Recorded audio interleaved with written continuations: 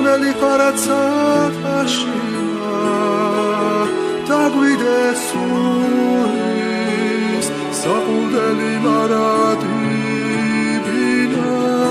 აროდეს მოგდეს სული ჩვენი დაჯვად ქცეული წაფცხენი რონი სიყვარულად გარდაქცეული გოროდებისთვის გაწირული შეგვედრება მადლიციური შენი სიტყვის სულს ვანაშერეთოს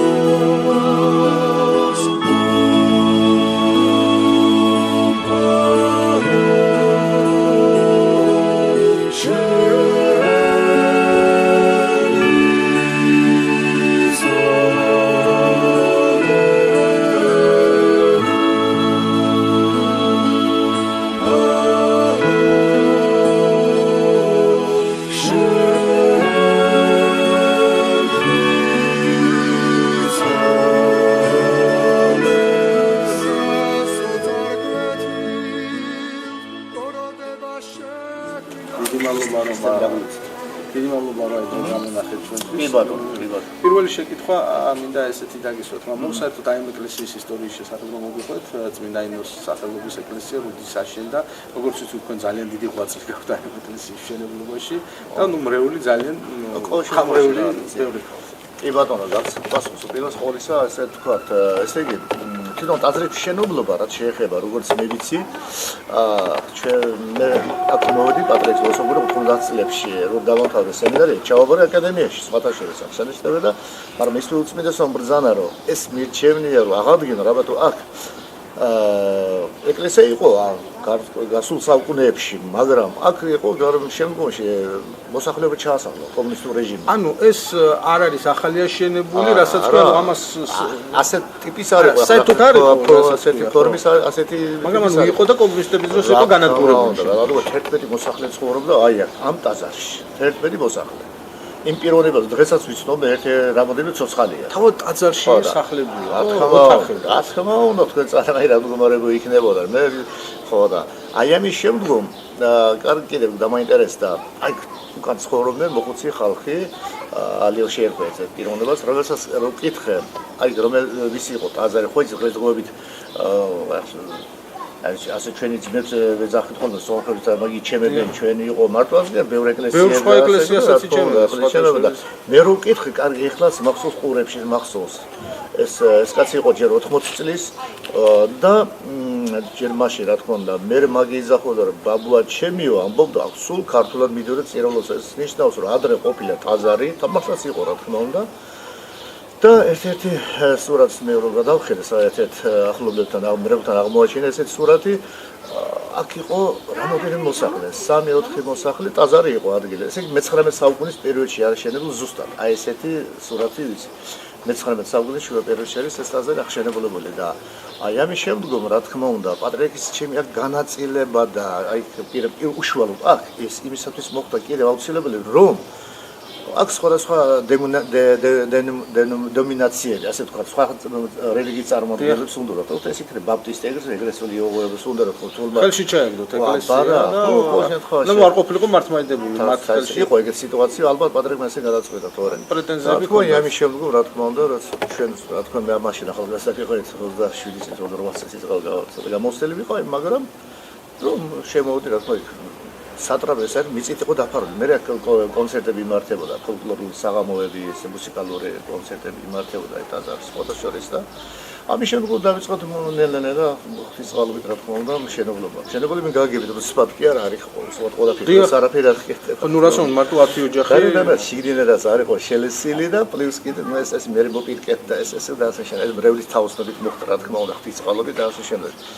და რაც შეეხება ახლა კიდევ რა კითხვა გქონდათ? ეხლა მენდოდა ესეთი შეკითხვა დამესვა მამაო თქვენთან 4-5 წლის უკან კატასტროფულ მდგომარეობაში იყო საქართველოს დემოგრაფია, იმით თვითონ ეთნიკურად ქართველები, პრაქტიკულად მომაკვდავერში შეგვიყვანა ჩვენ მაშინ გაერომ, პატრიარქის რეალურმა ინიციატივამ, ნათლობების ინიციატივამ, მე-3 ბავშვის შემდეგ, როდესაც პატრიარქი გახდა და ხდება ნებისმიერი მსურველი მართლმადიდებელი ქრისტიანის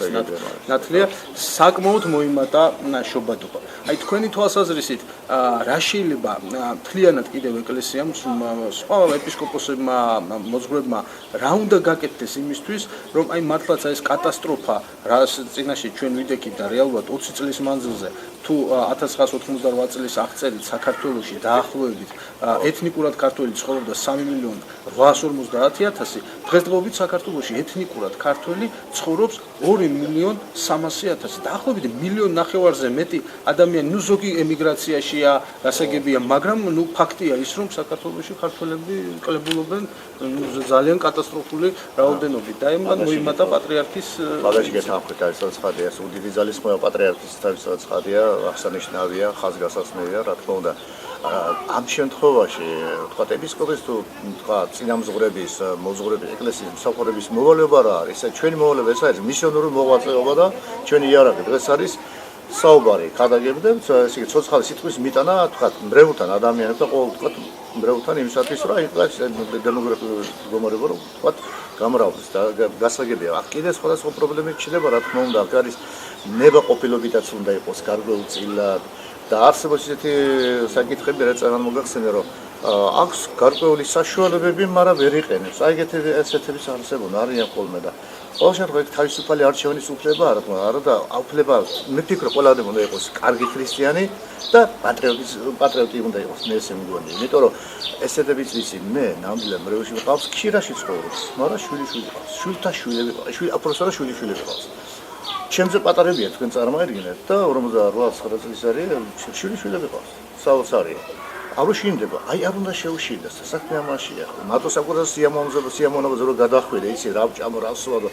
ცოტა მოკლება და შვილების განაწილება ცუდი არ იქნება ჩემი აზრით აი დემოგრაფიული საკითხი მიხდეს მე ვფიქრობ აი ჩემი შეხედულება ეს არის ჩვენ მისიონერი მოღვაწე უნდა იყოს ყველა საუბარი თქვა წირვალოსის დროს წირის დროს შემდგომ ხადაგების დროს აი დემოგრაფიის საკითხზე საუბარი მე ვფიქრობ ეს ყველა ეკლესია ალბათ მეტნაკლებად ამას ახერხებს კიდეც ჩემი აზრით ერთი ასეთი შეკითხვა მომავალ კიდევ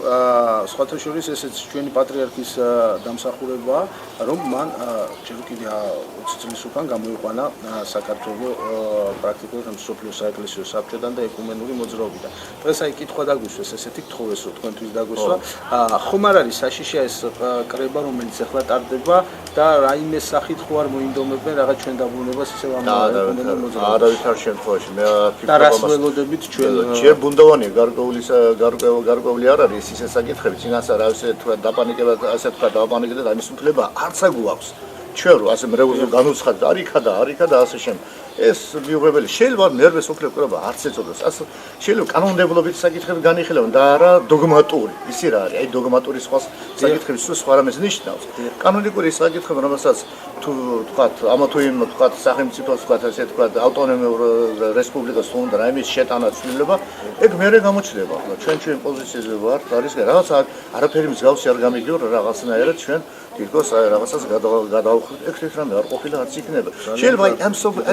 ეს კრება არ ჩაიტოლოს სოფლიო კრება და რაღაც ჩაიტოლოს კიდეც ეს ერთი და მაგრამ ამის უფლებაც არ აღგაცო წინასწარ მრევლი თქვა დააზიანო ფსიქოლოგიურად და ვინმე თქვა არიქა და ერთი ასეთი კითხვა დაგვისვეს კიდე რომელიც აქ გთხოვესო თქვენთვის დაგვისვათ ესე იგი საზიანო არის თუ არა ზოგიერთი მამოები ამბობენო და მოძღვრებიო აძლევენ კურთხევას რომ უყურებთ ტელესერიალებს ზოგიერთი აძლევენ კურთხევას რომ უყურებთ პრობლემა არ არის აი თქვენი მოსაზრებით აი საზიანოა ეს ტელესერიალების ყურება თუ არა ჩემი თვალთახედვით საზიანო ეს არის ამას შეუძლია გარკვეულწილად ხიფში შეიყონოს ადამიანი და მე ის შთაბეჭდილება გადმოიტანოს თავის ცხოვრებაში აი ის ფორმა რასაც უყურებთ ამ ტელესერიალებში იმიტომ რომ იქ არის ისეთი აღრევა არსებობს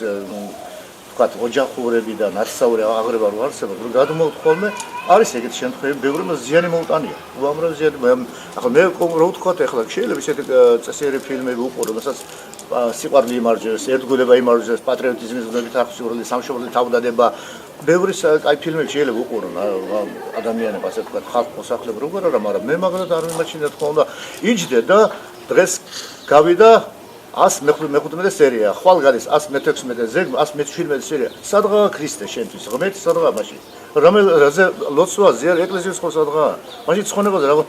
რა პრეტენზია გაქვს 60-ის მოპოვებაზე უკაცრავად. აი ეს ყველაფერი რაღაც ხელს გიშლის, რა თქმა უნდა, მე ვიცი ეგეთ მოსახლეობა სამშაბათს ტოებს და ოღონდ ის უყურას, აბა რა ხდება? ესეთების პიროვნება რას იზამს და ასე ეხო დადგმული სცენარია და ხიბლი ფაქტი ბრა. დროის დაგასვლა ხიბლი მე ესე ვიტყოდა ხოლმე მე რო უთხრა კონკრეტულად აბა ვინც უყურებს სერიალს არ ვაზიარებ ეს სწორი არ იქნება. უხერხულია ეს ზან ესეთი მიდგომა ხისტი მიდგომაც მიუღებელია ჩემ ხრით მაგრამ საერთოდ ჯამში ჩემი თვალთახედვით რა თქმა უნდა მაზიანებელი საზიანო მამა ესეთ კითხვასაც ფილმ სერიალ უყურო ერთი სერია ორი სერია ამბავია რა უბედურობა ეს 217 215 სამწუხაროდ მამა ხშირად ძალიან ბევრი ტელევიზია ძალიან ბევრი გაზეთები იქნება თუ მედია საშუალებები აი ცდილობენ რომ ყველანაირად ჩირკი მოგთხონ მართლმადიდებლურ ეკლესიას აი საუბრობენ რომ აი 25 მილიონი აქვს დაფინანსება ამ დროს არავინ არ საუბრობს რომ რამდენს ეხმარებიან მდლები რამდენს ეხმარება თავად პატრიარქი რამდენი უპოვართა სახლი აქვს გახსნილი ხო და აი არავინ არ საუბრობს იგივე რომ თუნდაც იუდეველები თუნდაც სომხური ეკლესია ესენიც ყველა ფინანსდებიან სახელმწიფოდან და აი ყველაზე ხშირად აი არის ხოლმე პირდაპირი როგორც იტყვიან დარტყმა ქართულ მართლმადიდებლურ ეკლესიაზე აი რა სიტყვით აი ამასთან მიმართებით რატომ ხდება ეს და ცოტა კაცრიც ხო არ უნდა იყოს ეკლესია ამასთან მიმართებაში ვინაიდან ყველამ ვიცით რომ მოსახლეობის 90% მხარს უჭერს ზუსტად საქართველოს მართლმადიდებლურ ეკლესიას პატრიარქს და მართლმადიდებლურ წმენდს თვითონ ყოველ ჩვენთანგანი ვართ ეკლესიის წევრი მე ესე რა მახსოვს რა ქრისტეს სიტყვები უკეთო მე მდევნეს თქვენს დაგიწყებენ დევნას აი ამას მომდი აქვს პირველში ეს ხაზი უნდა გავუსვა ხოდა აი აქედან გამომდინარე ახლა არ არის გასაკვირი რომ დღეს არიქა ერთ-ერთ მოძღვარმა რაიმე დააშავა ო იქ ნახეთ ნასვან ის მოძღვარი თქვა არ განისაზღვრება მთელი ეკლესიური ცხოვრება შენი თქვა ან იმის სიკეთეს ხომ უნდა ვნახოთ აი სადაც შეიძლება ერთხელ დაემართა ზოგადად ვიზახე მე ამას რაც შეეხება ეს ახალი ამბავია წარსულშიც იყო სულ დევნა და ქრისტიანების მართლობის დევნა თუმცა ახლა ბოლო პერიოდში გახშირდა რა თქმა უნდა მასმედიის სახით და არის ბევრი არის რა თქმა ისეთი გადაცემები ოღონდ აი თუნდაც აი ჟურნალისტების მხრიდან ავიღო თუნდაც კითხვა პასუხი ისე დაგისემ ცინიკურად და ცინიკურად აი რა თქმა უნდა გული გეტკინება და არც გინდა მასთან თქვა აი მისვლა ტელევიზიაში ესეთ შემთხვევაში საუბარიც კი იმიტომ მე პირადად სიმართლე გამოგიტყდეთ მე თავს ვარ და ხო მე ხლა ამდენ ხანი მე არც საუბრობ ბევრს უთქვია ჩემთვის ამას ერთ-ერთმა მithქო რომ არ უთხარი მე და მამა სიმონის ხათრის დავთამდი მე ერთ-ერთ სიტყვას შემაძლევ მოგახსენებთ რომ მე მაღლა ვერიდები ამდენი მინახია ტელევიზიაში მოძღვრის გამოსვლა ასე ცინიკური პასუხის გაცემა აი პროფესორ ასე ცინიკურად რო კითხოს რომ უსვამენ ხოლმე მოძღვარს და ასე შემდეგ კი არ აინტერესებთ თქო ვინ არის ქრისტე როგორ შეიძლება ცხონება როგორ შეიძლება ჩვენი ერთობა ერთიანობა არ ისეთ კითხვებს დაუსვამენ რაღაცა ძალიან ხშირად თან სპეციალურად იქ მოყავთ ან განკვეთილი მოძღვრები ან არა მართლმადიდებლები და მე შემდგომში უნდათ რომ გამოიყვანონ თითქოს და ამას მართლმადიდებლები აკეთებენ და ეკლესიის სახე არიან ამ დროს აბსოლუტურად არ არიან ხო გამოყავთ მართლმადიდებლები იმიტომ რომ თითქოს და აი ჩვენ იმათ ვდევნით ან თქვათ არის ხო დაჯგუფა რომელიღაც მალულფას ეკლესია ჩვენ ეკლესია მაინც საერთაშორისო ერთიანია და გარკვეულწილ მოძღვრის ქმედება ასე გამოყავთ ისინი რატო ჩვენ იმას ესე ვეყრობით რატო რაღაც არც კი ესმის შინაარსი რა არის განკვეთა ხო განკვეთა იმას არაშავს რომ რაღაცნაირად ესე იგი ჩვენის გძულს ან რა ასე შემდეგ არა ელემენტარულია უბრალოდ ის აი რაღაც გარკვეულ საკითხს თქვათ არასწორად ასრულებს ან და რემორჩინება ვალდებული ჩვენ იერარქია არსებობს საქართველოს ეკლესიაში უნდა ემორჩილებოდეს შენ ვალდებული ხარ მე ვალდებული ვარ და ვემორჩილო და იერარქიას და ასე შემდეგ ეკლესიურ ტიპიკონს ასე ვთქვათ იერარქიას და ვიტყვიდეს ყველა ჩვენთაგანი და აი ბოლო კითხვასაც არ მოგესწრეთ მაგრამ ესეთი შეკითხვა მინდა დაგისვათ რომ საუკუნეების მანძილზე საქართველოს რეალურად მართლაც და მოიყვანა ხშირ შემთხვევაში და პირდაპირ ვთქვათ მართლმადიდებლურმა და ქრისტიანულმა წმენამ. ჩვენ გვახსოვს ისტორიაში, ისტორიულად, ну, როგორ ხშირად იგივე ეპისკოპოსები, ბერები, სასულიერო პირები ხშირ შემთხვევაში პოლიტიკაშიც კი ერეოდნენ. აი დღეს საუბრობენ, რომ აი არაფერში თითქოს გველი არ უნდა ჩაეროს, როცა უჯრედობას დაინახავს ერთი მხრიდან ან მეორე მხრიდან. თქვენი თვალსაზრისით უნდა ჩაერიოს თუ არა სასულიერო პირი რიგ საკითხში, აი თუ ხედავს ის რომ, ну, ქვეყანა არ მიდის იმ გზით, რა გზასაც თუნდაც ადგა ეს ამდენი წლები და ამდენი მოწამე ყავდა და ქრისტესთვის თავდადებული და ერთად აღებული, მე მგონი ყველაზე მეტი მოწამე და წმინდანი ჩვენ ყავს საქართველოში და აი თქვენი მოსაზრება მამა ამასთან დაკავშირებით. უნდა ერეოდეს თუ არა, როდესაც ხედავს ვიჯუნებს. ყველაფერს თავის ფარგლები გააჩინა, მე ესე ვიტყვი, რომ პირველ სკოლისა თავისი ზომიერ ფარგლები გააჩინა. რაც შეეხება მეორე მხარეს თქვა ჩვენ საზოგადოების წევრი ვართ უფლებელ გვაქვს. მივიღოთ მონაწილე არ ჩვენებმა. მე კიდევ ერთი კითხვას, კაი კითხვა პროფესორად კაი პასუხი მომაგონდა. ახლა ერთ-ერთ პიროვნებასთან რომ მივიდნენ,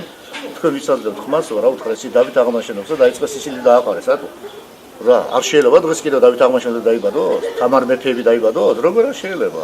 როგორ შეიძლება? აღონ უნდა გვინდოს აი ამდაგვარი ხალხის ჩვენ წინ წამოწევა იდეოლოგია უნდა გვინდოს მათი. აი მაშინ ერთად როგორ შენ თქვენ ყველამ კარგად იცით რომ დავით აღმაშენებელს გიორგი ჭყონდიდელი როარ პატრიკმა სწორედ თქვა რო არ ყოფილიყოს გიორგი ჭყონდილი დავით აღმაშენებელი ვერ იქნებოდა და პირიქით. რა თქმა უნდა. ხედავ ერთმანეთს ავსებს ეს თუ გინდა სახელმწიფო ძლიერება აი მაშინია. და რა ანტიდისკრიმინაციული კანონის მიღებაში და ისეთ თავს მოხვა ისეთი კანონების რომელსაც ჩვენი ერი ვერ შეეგუება. საქმე ამაშია. მეორე კი პირველ სკოლისა როცა ჭეშმარიტ სარწმუნოება დაცილი თავისთავად თქვენ სწორი აღნიშნეთ რომ შენ სარწმუნება მოგიყვანა მართლმადიდებლური სარწმუნოება და თქვენ ჩვენ შემოგვინახავ კიდე ჩვენი სახე იერი ტრადიციები ყოველივე რა თქმა მოგიყვანა აქამომდე კიდეც და რო არა ეს თქვენ კარგად აი მაგალითად აღნიშნოთ ერთი ფაქტი კონსტანტინოპოლი სადღაც დღეს ხო სტამბულად გადაიქცა როცა მათმა აღიარეს რომის პრიმატი ხო რომის პაპის პრიმატი აღიარეს აი მაშინ როგორც კი მოხდა მათი განდგომა როგორც კი დაიწყეს კათოლიკებთან ერთობლივი ასე თქვა ევქარისტია რა თქმა უნდა წვალობლობა ფაქტი არ შეიძლება აი ამის შემდეგ უფალმა დაუშვა ერთ წელში რა თქმა უნდა კონსტანტინოპოლი გადახდა სტამბულად ეს ნამდვილი ამბავია ეს დროისათვის და ეს თუნდაც ავიღოთ ის აზერბაიჯანი დღეს არ იყო ალბანეთი არ იყო ქრისტიანული სახელმწიფო იყო სხვადასხვა მე-10 საუკუნეში დინარ მეფე მოაქცია ითვლება მოციქულად ასე თქვა და დღეს რა სადღაა მათი ხსენება აგერ ჩვენი მოძმე სამხები ავიღოთ ხო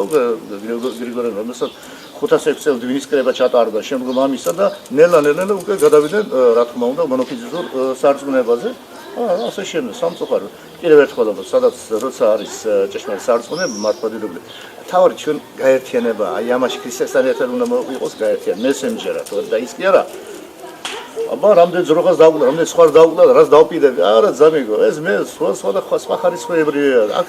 აღავსილებელია შეცნება შემეცნება სხვა ღმერთთან ურთიერთობა რა სახი რა თქმა უნდა ევქარისტიის სახე და ეკლესიის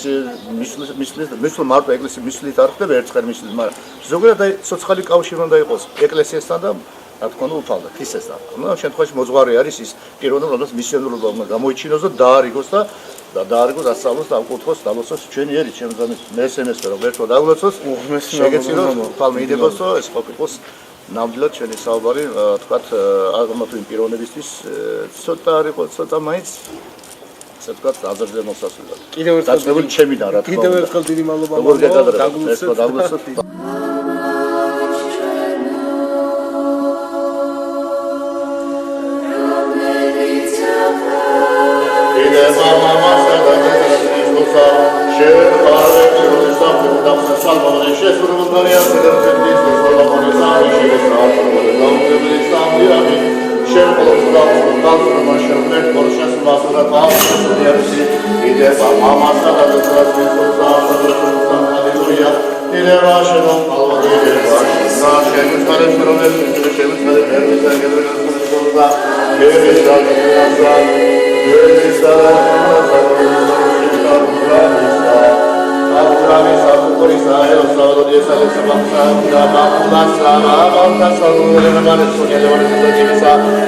Salve, salve, salve, salve, salve, salve,